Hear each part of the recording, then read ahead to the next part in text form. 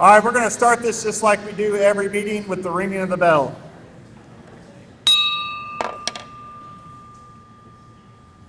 If everyone could please stand, we'll open with a prayer. Heavenly Father, we're thankful for this day that you have given us, for its blessings, its opportunities, its challenges. May we appreciate and use each day that comes to us. We pray for strength and guidance for each day as it comes for each day's duties, for each day's problems. May we be challenged to give our best always and be assured of your presence with us. Bless this food we are about to eat and bless the ones that prepared it. Amen. Now we'll recite the pledge. I pledge allegiance to the flag of the United States of America, to the republic which stands one nation under God, indivisible, with liberty and justice for all. You may be seated.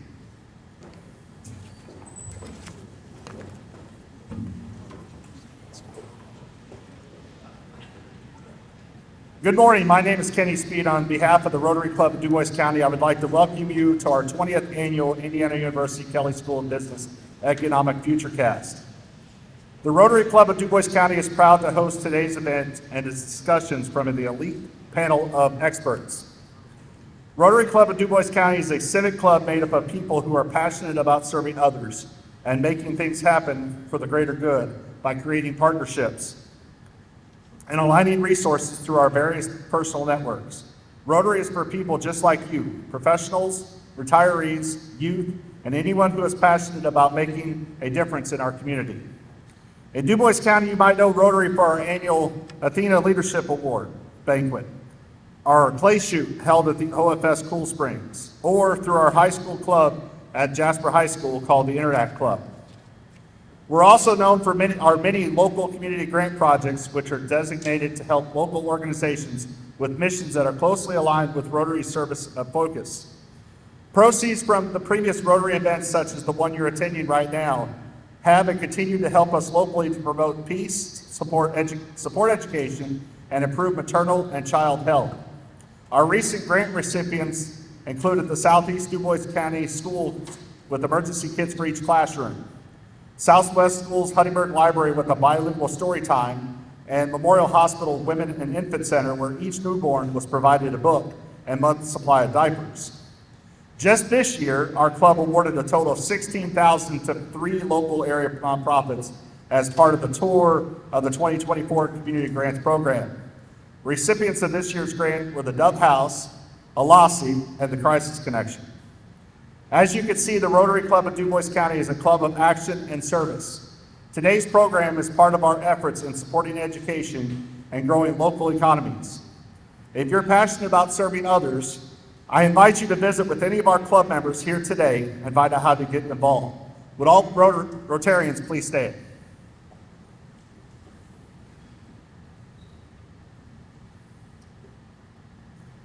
Thank you. I would like to thank our panelists for giving the time today to educate and to enlighten us. We greatly appreciate you and your willingness to share. And now I'll hand it over to Jim McFall, who helped organize today's event. Jim? Thank you.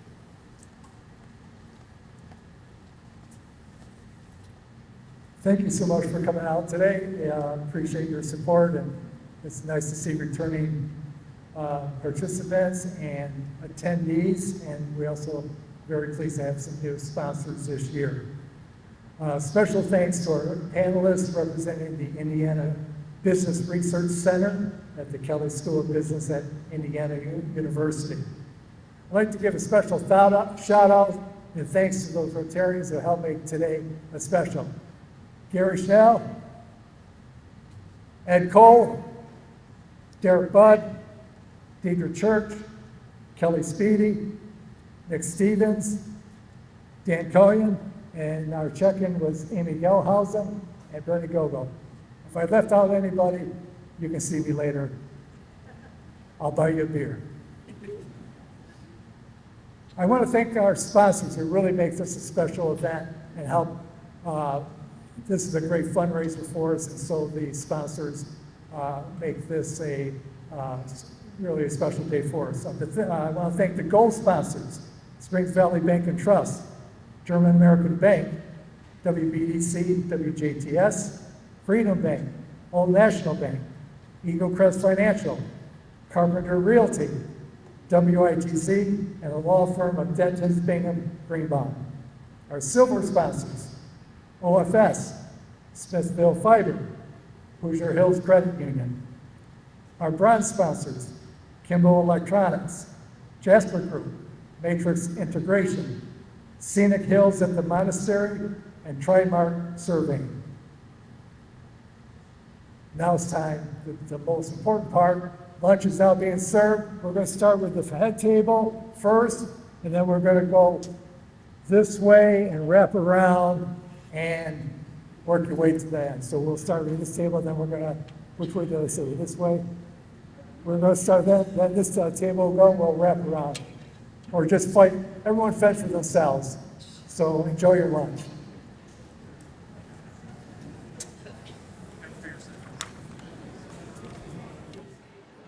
I'd like to introduce our panelists today.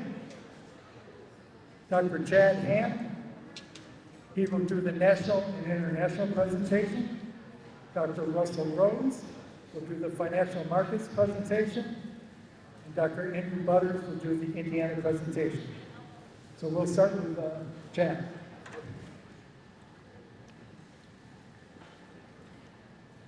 All right. Good afternoon, everybody. Thanks very much for having me. Really excited to be here. My name is Chad Ham. I'm an accounting professor at Kelley. And so here, my rules talk primarily about U.S. economy, where we've kind of been over the past several years, where we think things are going to go over the next year or so. So projections that we have, as well as some risk factors just to keep in mind. And so this all falls within the backdrop of the COVID-19 pandemic, right? So we've had a lot of uncertainty, a lot of turbulent times in the past several years, primarily precipitated by that and the response to it. So when we're thinking about the overall health of the U.S. economy, we look to a variety of different indicators to try to gauge that. And one of the primary things that we focus on first would be the labor market. And so in the immediate aftermath from COVID, unemployment spiked temporarily. Since then, unemployment has come down, right, and it's been at pretty low levels since then. And so that's been pretty stable for the past several years. Now, another thing that we look at when we're trying to assess how healthy the labor market is demand relative to supply. So a lot of what we focus on is always demand relative to supply. And so the way that we gauge that within the labor market is to look at the overall job openings. So the demand side from companies, right, how many job openings there are relative to the unemployment rate or the supply of unemployed workers. And so what we saw there was a good bit of imbalance. And so what I mean by that is we had a lot more job openings than we did have supply of unemployed workers to fill those jobs. All right. Now, the good news is that over the past year or so, those two have been nearing each other. So we're entering a little bit more equilibrium there between those two measures, right? And a lot more of that has been driven by the number of openings coming down. So we haven't seen a huge spike in unemployment. It's risen a little bit, but more of that has been driven by a reduction in the demand there. And so we do expect that that's going to kind of continue happening over the next year or so, where these two are coming more into equilibrium, which is a good thing. Now, another way that we look to, or another indicator for the health of the economy, is output. And so with output, the big one there, GDP. And so GDP growth since COVID hit has really been tremendously positive. So we've had really good output here. And a lot of what's been driving that has been on the consumer side. So consumer demand has been really high over this period, driven by some of the stimulus that was implemented in the immediate aftermath of COVID, as well as this really strong labor market that we've been experiencing. Right? So people have excess money to spend, they built up their balance sheets, all right, and so there's been a lot of demand for those expenditures, which is a good thing in terms of output. But the other side of the coin is what we've been experiencing now is the inflation that's come along with it, right? And so the inflation, again, comes back to this whole notion of demand versus supply. So given that we've had this excess demand or a lot of demand for consumption, supply has been harder to keep pace with that after COVID.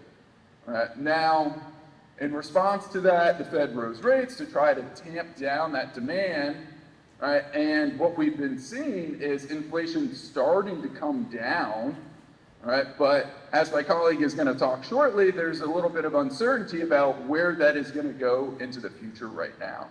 All right, so there is some uncertainty with inflation. Although we see some good trends there, right, there is some uncertainty moving forward with whether that trend is going to continue, right, or whether there could be a shift there. All right, now the next thing that I would just talk about is a risk factor that could come along with that, and so, or a few risk factors with this.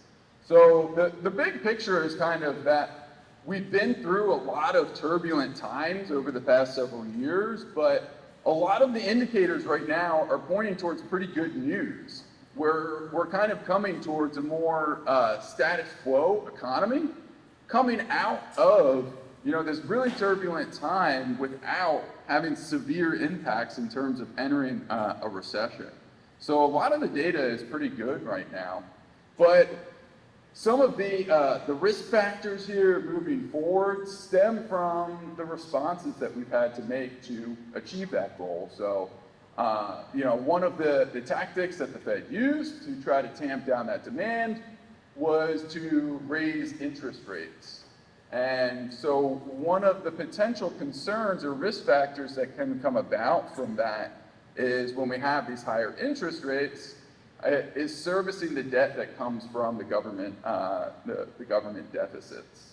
And so when we're spending more than we're taking in, we have to use debt to service those additional expenditures. And when the interest rates are higher, then that can lead to difficulty in terms of servicing that debt long term. So more of a long-term risk there. Another potential risk comes from geopolitical factors. So there are a variety of geopolitical issues, concerns around the world right now. And so those could have an impact on the economy moving forward, but it's hard to assess or quantify exactly what impact that's going to happen because we don't know precisely how they're going to play out. We also don't know precisely how the administration is going to take them on. And so there's always going to be a risk stemming from these, but that's just there's some uncertainty surrounding that. So I guess, big picture, what I would say is right now, a lot of the news is pretty good. It seems like we're coming out of sort of this turbulent time, right, where there was a lot of uncertainty, a lot of change very quickly. And it really looks like a lot of the indicators are suggesting we're coming to a more normalized economic period that we would be entering into. So that's the good news. As always, when we're talking about the economy, there's going to be risk factors, all right? And those are just factors to bear in mind. They're always going to exist, and so it's just something to be cognizant of. So that's kind of the big picture summary of U.S. economy. I'm going to pass it off to my colleague, Russell Rhoads. He's going to talk to you about the financial markets. After the fact, happy to take any questions to dig in a little bit more detail about this.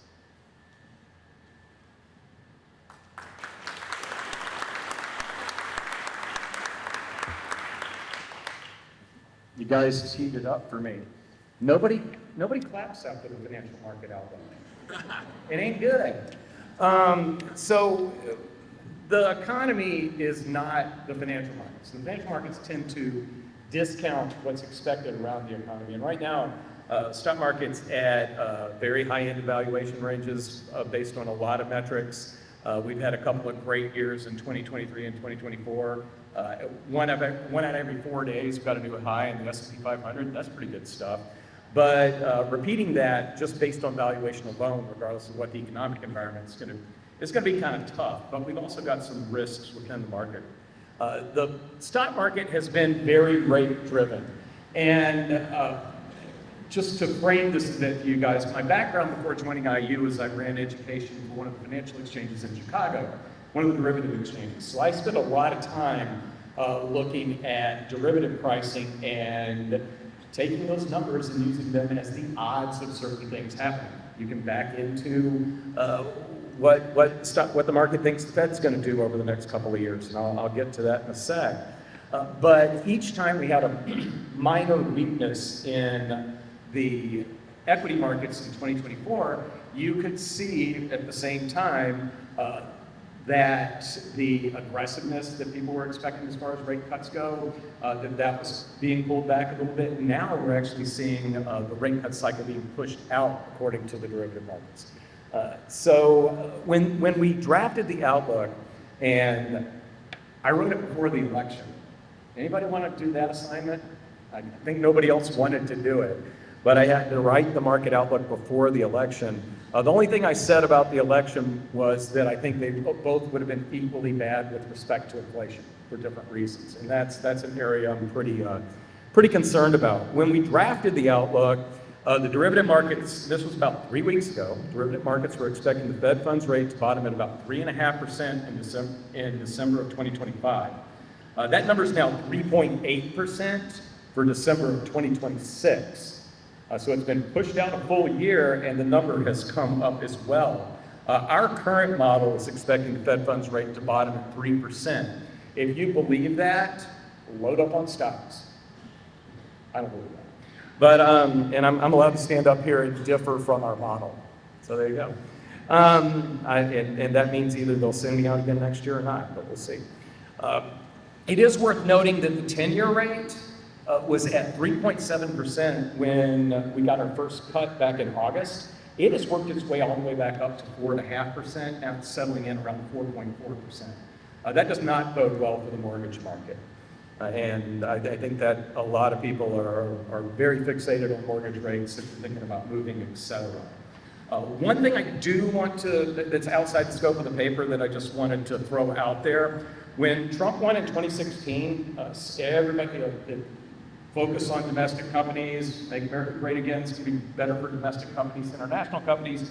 And after his election, the Russell 2000 small cap index rose 13% between election day and his inauguration. The S&P 500 was up 6% between his election and inauguration. Pretty much after his inauguration, over most time periods, small caps underperformed. Don't buy into the fear of missing out of buying small caps, and I'm not sure it's going to repeat itself. The day after the election, the Russell 2000 was up 6%, the S&P was up a little over 2%.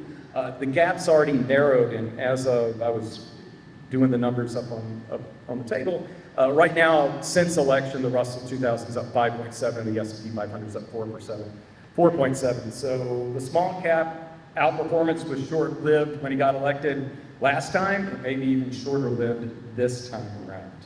As far as positives and negatives, we're going to have quite possibly going to have a more favorable business environment. We're going to see reduced regulations, possible corporate tax cut. We do believe that the U.S. will experience economic growth, although it's kind of at the lower end of the 2 to 3% range that we'd like to see. I think 2.1% is what we're predicting right now. And most definitely consumer resilience. We've got rising credit card delinquencies, and we've got rising auto loan delinquencies, but we're all still buying stuff.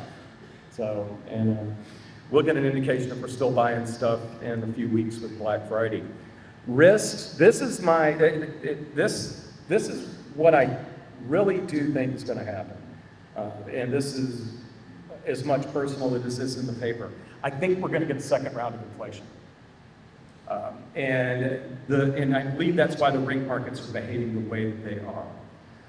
And since I've been doing this road show, last night I was at an event in Indianapolis. They had somebody that used to work for Treasury, and they asked, what's your number one concern going into next year? And he said inflation. So now I'm not stealing this smarter than me. I listened to a webcast with the chief derivative guys from Goldman Sachs and UBS this morning on the drive down. What's your number one concern? Inflation. So apparently I'm not the only one that's worried about it. Typically, and this is what my wife says, typically when I am really concerned or focused on something in the market, I'm about 6 months early. She always told me, she was write it down on the calendar, it will happen in 6 months. So maybe within the first half of next year, we might see at least an inflation scare. On this roadshow, I've talked so much about inflation that if we don't get it, you really will not see me next year. I'll be too embarrassed about it. We're looking for slower growth. If we fall a little bit short of that could create some equity market issues. Now, this is something that I heard from David Malpass last night. He had a variety of jobs in government, and he's very, very much into trying to cut as much government waste as possible. And he blurted this out. I haven't had a chance to explore it as much, but he says a lot of the GDP growth that we've been getting is artificial in his mind because it's been from the government and not private sector.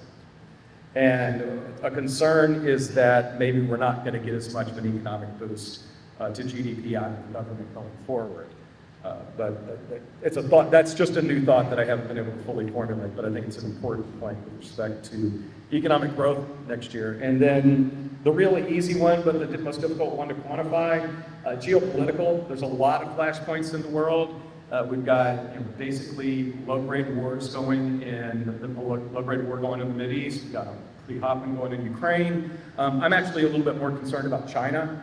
And it's not necessarily getting into a fight with them, but their economy is in shambles. Everybody's moving production away from China. They're experiencing deflation. And you'll hear, and Malpass talked about this last night as well, you'll hear that they've got a 2008 housing crisis brewing over. It's worse than that. If you buy a house in China, you start making the mortgage while they're building it. So it's not like you have a place to live while you're paying the mortgage.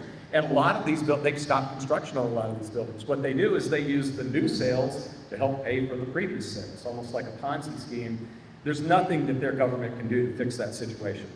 I don't know what the outcome is going to be, but it's not going to be positive for them. As a large debt holder, a large holder of our debt, that would not do any favors for interest rates. So in conclusion, and then I'll walk off to like Darth Vader music or something. At best, stock market should experience below average performance in 2025. I think if you're a little bit more active with your investments, you're probably going to get a better chance to buy into the stock market than where we are right now, maybe with a 10 or 15% drawdown. Bonds have an opportunity to do well, even over the short term, just because that 10-year rate has worked its way back up to really the 2024 high. So barring some really serious inflation scares in the next couple of months, you probably have a good opportunity within the bond market. And with all that happiness, I'm going to pass it over to the doctor's office.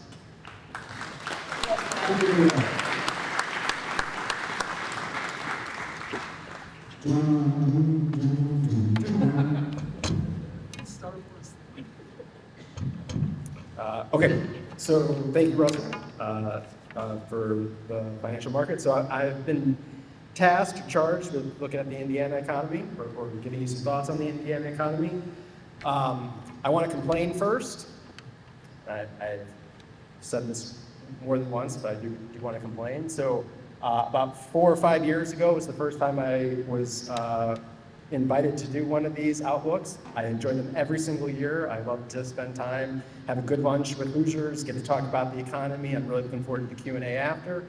And Kyle Anderson, so I'm getting invited to the first one. Kyle Anderson says, "Oh, Andrew, this is a great opportunity, good service to the department, good service to the state, and it's an easy gig. It's a really easy gig. Just plug in 3%, 4% unemployment, about that kind of growth. Interest rates maybe move around a little bit, and you go home easy peasy." Then the last 4 years happened. Thanks, Kyle. With that said, I'd like to try to give you a little bit of my thoughts, or a little bit about what the IWC's thoughts are in terms of just the Indiana economy, where we've been, where we're headed, and then just some thoughts to ponder. I'll say the where we're headed, or where we've been, it's going to have a pretty healthy dose of optimism. The where we're headed, I would say it's fairly middle of the road. And then, but on some thoughts to ponder, I think there is some downside risks, some things that you may want to think about in terms of just your longer run outlook and just things that you might want to be planning for. So with that, where we've been, so the state unemployment rate has remained very, very low. So it's hovered just about 4%. That's below the national average. So again, a very good thing. The Indiana state economy, we're working. People that want to have a job are finding them fairly easily. So that's obviously a great thing.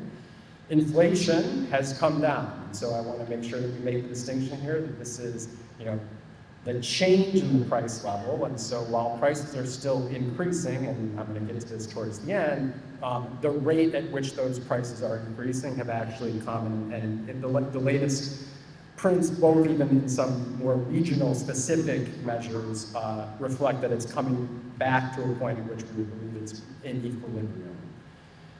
Indiana did experience over the last year a little bit more weakness than the U.S. Nationally, but in a lot of ways this might have been something that one would have expected, given that we knew we were going into a rate increasing cycle. So the Indiana state economy, generally speaking, tends to be a little bit more sensitive to interest rates, a large manufacturing presence in the state, obviously, and so interest rates are going to play a non-trivial role when it comes to the state economy.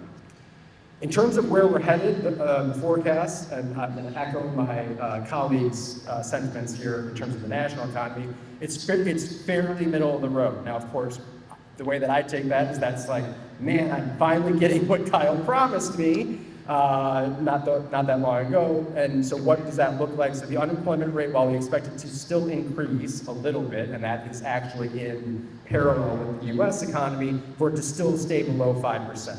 And actually still be below the U.S. average. Employment growth, and so that's optimism and a good thing. Employment growth, here maybe a little bit weaker than the U.S. average at large. We have that coming in at about 1%. Personal income growth, we have that coming in also just a tad below the national average, but in and around 4%. So again here, we can pick whichever, whether it be labor market, whether it be output or employment growth. We have, again, kind of a mixed bag, but generally speaking, no recession and a fairly middle-of-the-road forecast, and one that, again, at least from my vantage point, I take as a good thing relative to the last 4 years that we've experienced. So now just a couple thoughts to ponder, and then I will close, hopefully with a lot of time spared for the wonderful Q&A. Inflation has taken its toll. And so here I'm going to talk now about the level. Okay, so now the price level that we are experiencing, whether it be filling up our tank, filling up the car with gas, whether or not it's filling up the refrigerator or the cupboard when it comes to groceries, the state is not alone in this. Prices have increased so much so, actually, that if you think about it in terms of your real purchasing power, as little as just 5 years ago, the math here is pretty simple. You're not actually better off. So again, I've given you a lot of optimism, right? Labor market's strong, output growth strong, but in terms of just simply how you might be feeling either as a business or as a family or as a household, there are some real reasons to believe that actually, things are tougher right now than what it might have been not too long ago. So inflation is taking its toll. Now the hope, of course, would be that if some of the forecasted interest rate decreases occur, if inflation does keep at the level that we're experiencing now, that there would be some release on those pressures going forward. The other one that I want to bring up is the labor force and demographics. So, the state economy, the state expectations for labor force growth are fairly middling. And again, the state is not alone. There are lots of states, and actually the country at large is experiencing this. So when it comes to thinking about where new growth opportunities are going to happen, again, whether it be the state or the country at large, there are going to be some challenges that we face, and there's going to be hopefully, whether it be technology or productivity going forward, but then also potentially some reforms to basically hopefully address that issue. And then finally, Indiana is a state that produces goods, right? That's a good thing. We have a lot of firms in the state that employ individuals, produce goods, and then send them, whether it be to different states in this country or to than other countries across the world. And so to echo a downside risk that one of my colleagues, or both colleagues actually mentioned, geopolitical risk and then the policies or trade stances that are taken both domestically and abroad could have a disproportionate impact on the state economy. So again, a little bit of, I have to have the up. On the other hand, I'm an economist, guilty as charged. So again, lots of optimism, fairly middle of the road forecast in terms of going. But again, just some thoughts in terms of thinking about what might be some downside risk to planning for. And I will close there.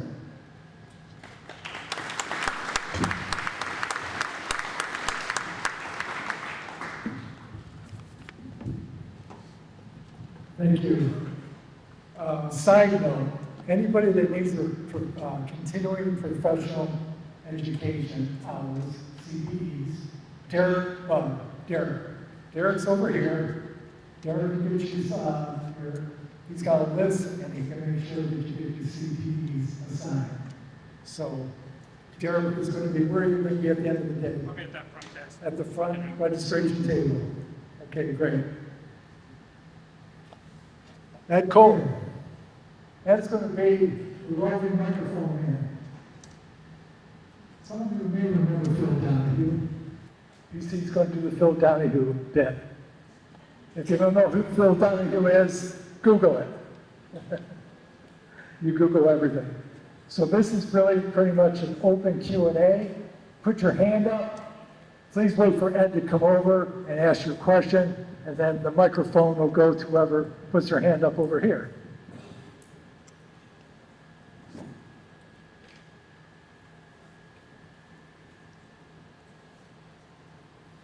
I'm not an economist, but I was trying to follow. Why are the prices that we have to pay still high, given all the good other indications of the economy improving?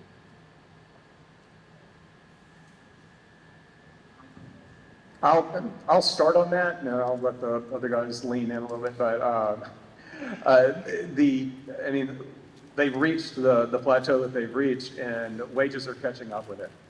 If wages weren't catching up, and that's you didn't ask where I think we'll see inflation first, but I think we'll see it in the wage numbers with the monthly employment numbers, because as wages come up, people have more money to spend on things, so you're able to maintain high price levels. So I think that's and there's a lot more to it than that, but I think that's a basic answer to your question. Did I grab it out of here? Yeah. Yeah, I would just say in general, like prices generally do trend up. So we do expect, a certain level of inflation to happen. We don't generally expect to have prices deflation, right? And so what the issue was that inflation was too high and it was exceeding wage growth. And so when inflation is higher than wage growth, that's when it really becomes a problem, which is what Andrew was talking about, where you end up worse off.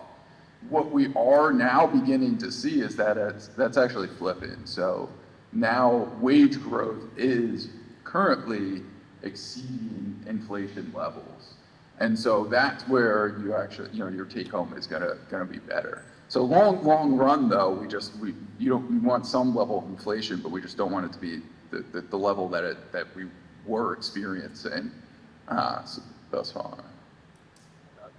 I'll just add one more thought to that, and that was just that, so I think part of the question was the cause part, and obviously there's certainly a lot of discussion about that. I think the way that economists like to break it down would be, was it demand side stuff or was it supply side stuff? Obviously, both of those kinds of things were going on during the pandemic.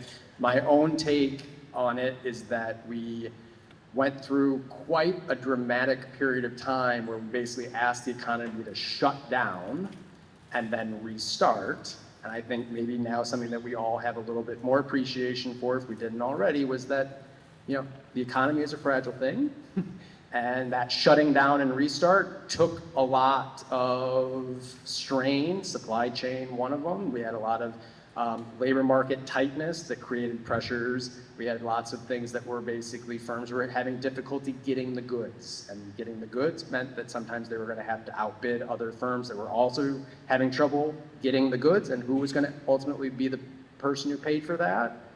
Consumers. So again, and so I'm kind of a little bit more on the supply side of things when it comes to what might have been the cause, which I believe is sort of where you were going. And we have seen those pressures be alleviated in a lot of ways. Again, the labor market is much more in balance, much more in balance. Supply side abroad, and we've seen energy prices come down as a consequence of that. But again, my worry 100%, and this is now one that crosses the table, you get stuff happening abroad. We are an interdependent world, and if you get things happening abroad that cause now a new scare or a new issue as it relates to energy prices, again, Europe's much worse off than the United States in this regard. They are terrified about what the cost of energy is. And so again, I think that would be one very, very big piece to this inflation story.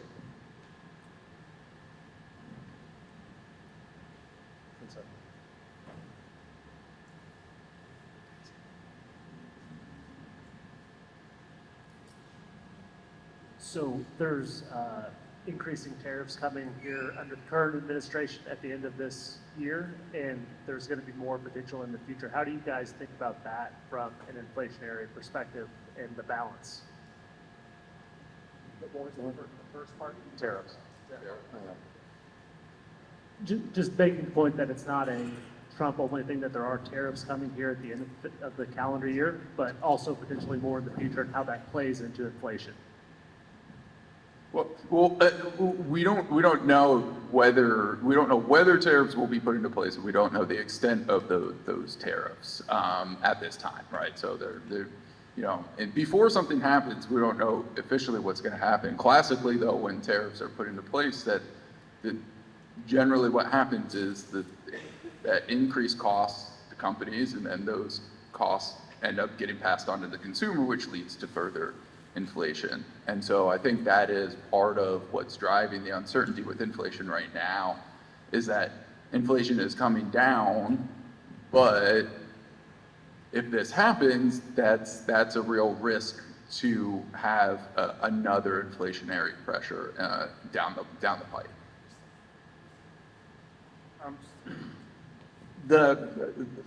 The thing with the tariffs, if we target China, which is really who he's directing that at, and they're on their heels, and they've been unfairly competing with us for years.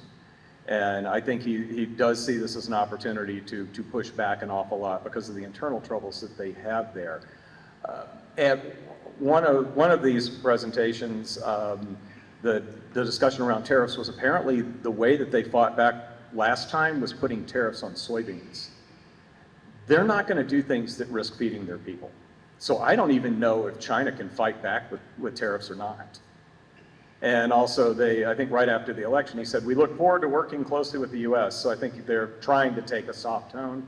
And I wouldn't be surprised if we don't get to the point of where tariffs become a problem, that it's more of a negotiating ploy to throw it out there to get everybody back on their heels and then take it from there. So I know I'm not directly answering any questions today. I'm just telling you what I think about the topic. So I'm not overly worried about the tariff situation. I do think the rejiggering of supply chains, which is continuing, is something that's gonna, that is something that's gonna help, or I shouldn't say help because that sounds positive, but boost inflation a little bit. I think this week I read that Apple is doubling the number of iPhones that are made in India now to get away from China. And there was one other big corporate news piece about people moving away from China as part of their supply chain. That's been a trend that's been in place, and companies just aren't that vocal about it because they don't want to experience any retribution while they try to change their supply chain out or shift away from China.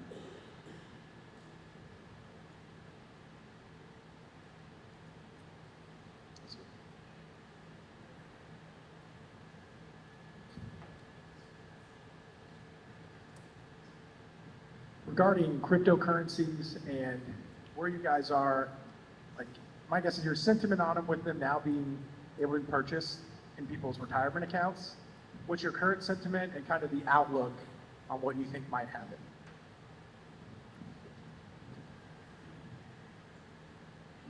I can go on the cryptocurrency thing. You want me to repeat some of the stuff that we were talking about earlier? Because it's one of my best answers. This is my plant. He's asking about cryptocurrency, and so my background, when I ran education for one of the exchanges in Chicago, and we launched the first Bitcoin futures, and I was heavily involved in that. Went on a road trip, this was, goodness gracious, 10 years ago or so. Went on a road show through Asia with the Winklevoss twins. At the beginning of the road show, where they're talking all about how great Bitcoin is, their big example is if you want to get money to the United States, and the banks have just closed on a Friday afternoon in the US, we could fly the cash there quicker than you can send it electronically. But with Bitcoin, it's as easy as sending money via an email. By the end of the roadshow, Ethereum was starting to show up as a better transaction solution. So by the end of the roadshow, their story was, it's a great store of value. It's like digital gold. And because of the scarcity, it would be a really good long-term buy and hold asset, especially in periods of inflation. Bitcoin did horribly during periods of inflation. So, and there were a lot of other things with respect to blockchain that were being thrown around 10 years ago, none of which have really come to fruition. I think the only people that have really made money off of Bitcoin are people that have been trading it or firms that sell the hardware to the miners, and that's about it. So I actually think 10, 15 years from now, the cryptocurrencies will just kind of fizzle themselves out and probably be replaced by something that's government-backed and electronic, which we kind of already have. Think about it.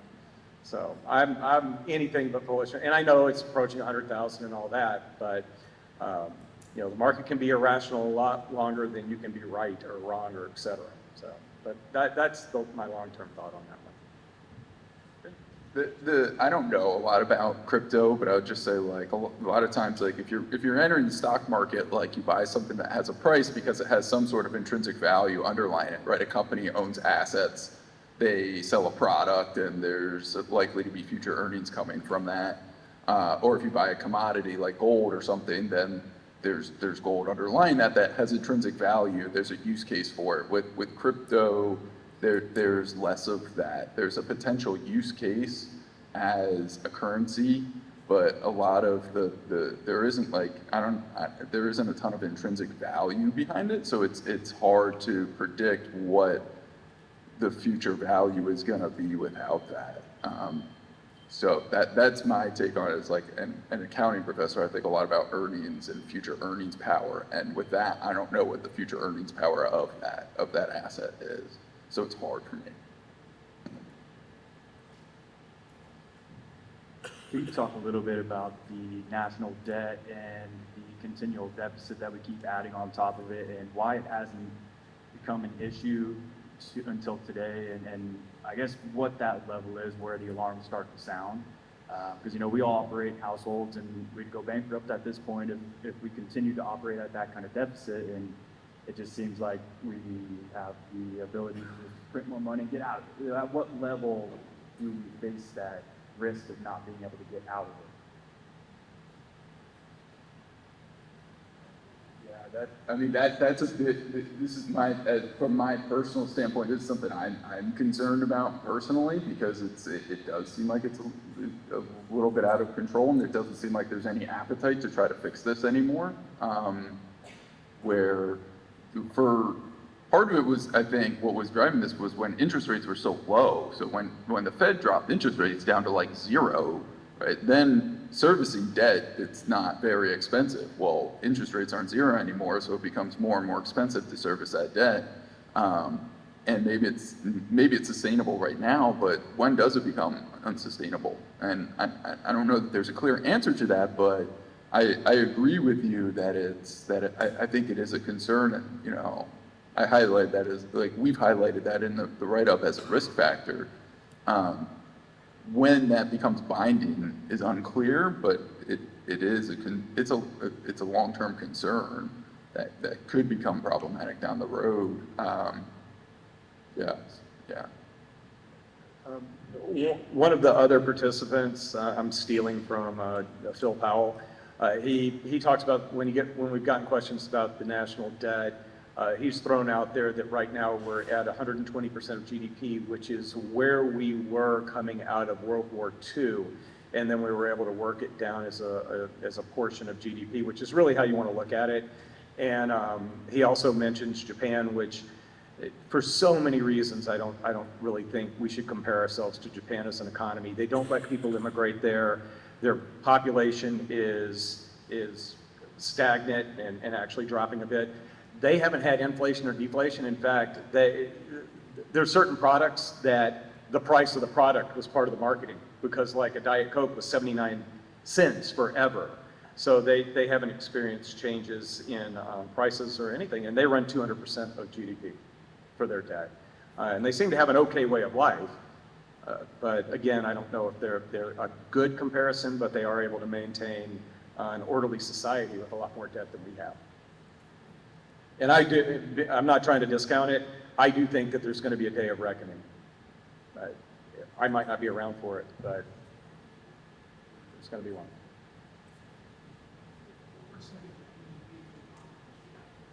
I don't know. He asked what percent of GDP would be optimal. I really don't know. I mean, honestly, I don't think there's a paper for one of the tenure track people. I don't think anybody's ever determined something like that. I love being stumped. Okay. The one thing that the U.S. though does have, so the U.S. is an outlier. So the answer to that question is going to be something that's U.S. specific, right? It's not going to be, oh well, you know, we've crunched the numbers, and you know, 130%. There it is for you. There's the line in the sand, and if Germany does it, or if Japan does it, or if you know, any other country does it, including the U.S., that's where the bow breaks. You know, there were you don't have to go too far back in history, where bad news in the United States actually meant that things flowed into the United States in terms of a safe haven, because they were just like, oh my goodness, if the United States is in trouble, that means it's way, way worse than everywhere else. And so, again, I'm a little bit, and maybe naively, but you know, my take is that, yeah, it's not good. It's not a good situation. The interest rates are right now putting immense pressures on states, localities, and the national federal government. All of that is not good. All of that is not good. To think that, you know, that there's a 5% more is going to be where it comes crashing down, I think that would be a little bit too hard to tell at this point.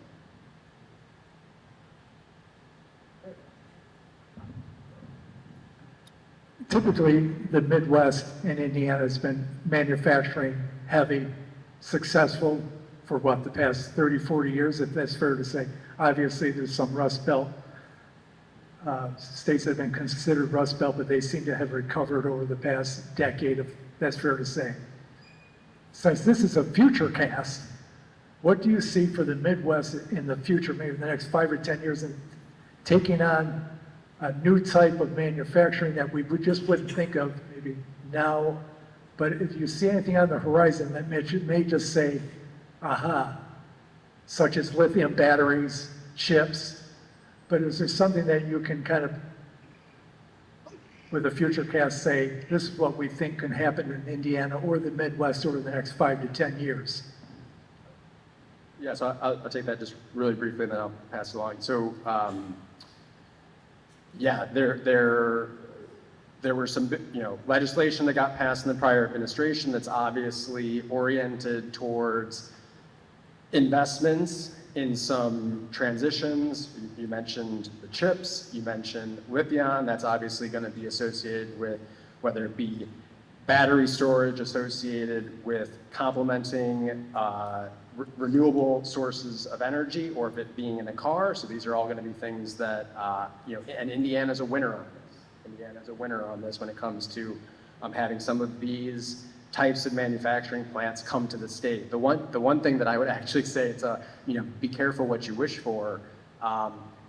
My sense is the state needs to think very, very seriously about electricity. Winning these contracts, winning these manufacturing companies coming in, employing people, good, high-wage jobs that basically provide an immense amount of benefits and spillovers to communities, and this is both nationally the case. We're sort of penciling in flat growth for electricity needs going forward, and I think with all of the transitions we've mentioned, cryptocurrency, data warehouses, I think that is something that needs to be thought of very, very seriously, and again, potential growth for sure, but something that will be both a complement to what you're suggesting as being a real win for the state, as being something that also should be considered when it comes to policy.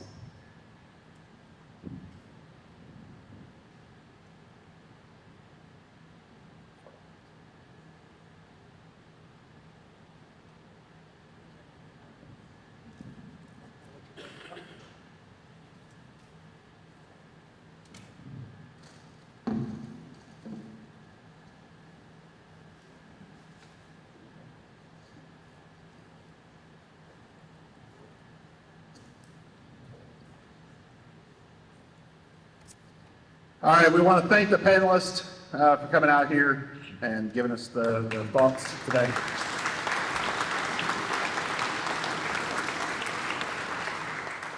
We also want to thank our sponsors for allowing us to be able to put this event on.